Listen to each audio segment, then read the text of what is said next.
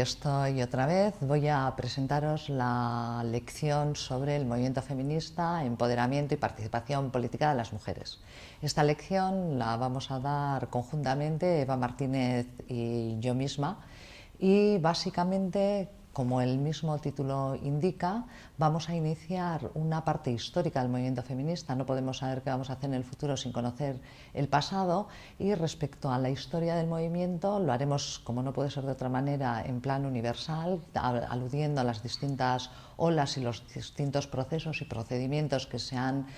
dado. ¿Qué ha supuesto para las mujeres la existencia del movimiento feminista en términos de empoderamiento, de convencer a las mujeres que pueden, que podemos hacer muchas cosas en todos los ámbitos de la vida? Y finalmente a una cuestión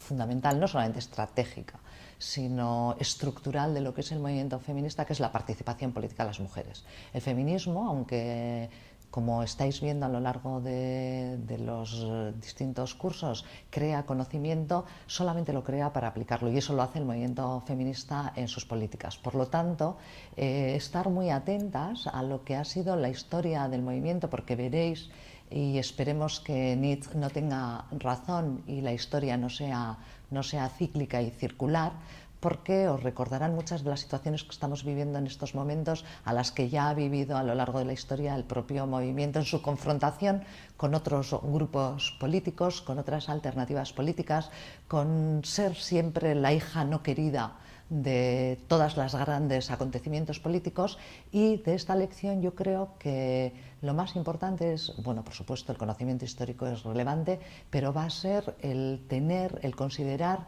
cuáles son los retos que tenemos de cara al futuro, ante los nuevos movimientos que surgen, las nuevas propuestas que surgen, que como vemos no todas son hacia adelante, muchas son hacia atrás, y sobre todo el poder aunar fuerzas sin diluirnos, ¿no? Que es lo que muchos movimientos nos piden en este momento, como ya nos pidieron en otros tiempos, y es que primero había otras cosas más importantes y que luego ya llegaríamos nosotras. Espero que a través de los ejercicios y el foro que vamos a utilizar podamos hacer reflexiones y sobre todo alternativas de forma de participación política para las mujeres. Muchas gracias.